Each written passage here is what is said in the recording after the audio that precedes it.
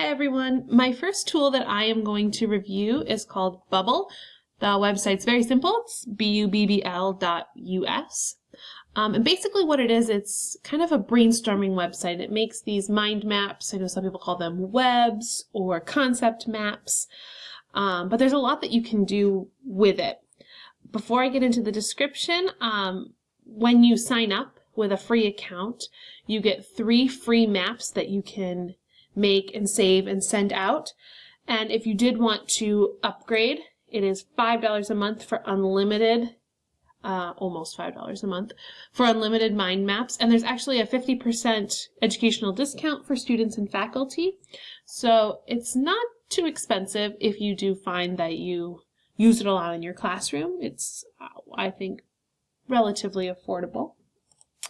When you start a mind map, it looks something like this, and they give you the center section here, and you can type in whatever you might need to type in, and you can extend upon it from the center. So you type whatever you want, you can click and extend and type in, and you can extend from all of these. I've created 2 different examples of 2 different ways that you can use this in your classroom. The first I'm going to show you is more of a concept map or a mind map. I chose weather because I'm a 4th grade science teacher and we just finished our weather unit, so it was fresh in my mind. So I started in the center with weather as my topic, and then I have 2 extending concepts here. I've got the types of precipitation and the water cycle, and I can extend upon any of those. It's very, very easy to use. Click on whatever you want to extend from. This, if I click tab, it will create a brand new center web, so I could actually have 2 different webs happening at the same time. And this one will extend it out with one of these green ones, and I can move that wherever I need it to be. So if I wanted this one to be meteorology tools, I could do that, and then I could keep extending from there. So I might write thermometer, and that measures temperature. So I could extend, as many places as I want. In this way, you would use it as a review. You could also use the concept map like this as a brainstorming tool, though. If you are starting something new, it's a great place to jot down ideas and to section them together.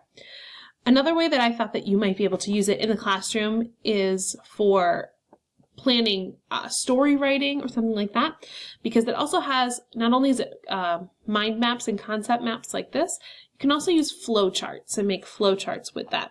So I just started a very, very general story outline here, the exposition, scene 1, scene 2. And if I wanted to keep going, I could click this one. It would make a new yellow box for me, and I could type, maybe this is where I want the climax of my story to be.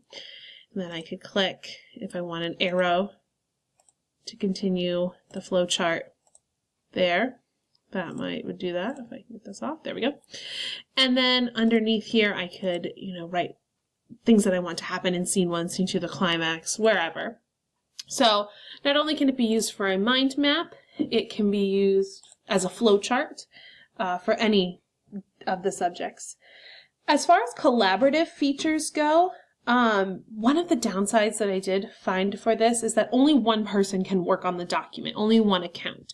There is a share button over here, and you can share it, either email it to them or do a shareable link if you wanted to post it somewhere that way.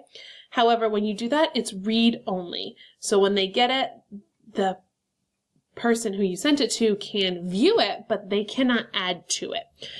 So as far as collaborative goes, you could work on this together if you were working synchronously, if you were video chatting or something like that, or if one person, it was their job maybe to set this up and send it out to everybody so they could work on a project from there. And they actually mentioned that in the Rice text as well, that, if you combine it with live chat or web conferencing, or even a screencast like this, you could kind of work on it collaboratively that way. As far as the social presence model goes, I think that it involves interaction intensity, which was one of those aspects of that model, especially with peers. Not necessarily with an instructor, unless you were handing it in, but even so, you're not really working with an instructor. But if you were, having a 3 or 4-way video chat working on this, you'd have to be interacting with those peers, and that would definitely bring out the collaborative and social aspect of it. The other part of the social presence model I thought that was shown here is the knowledge and experience, because you'd have to have some sort of background knowledge, you'd have to have some sort of experience in story writing or things like that in order to complete this assignment. I didn't really think that any of the other ones fit.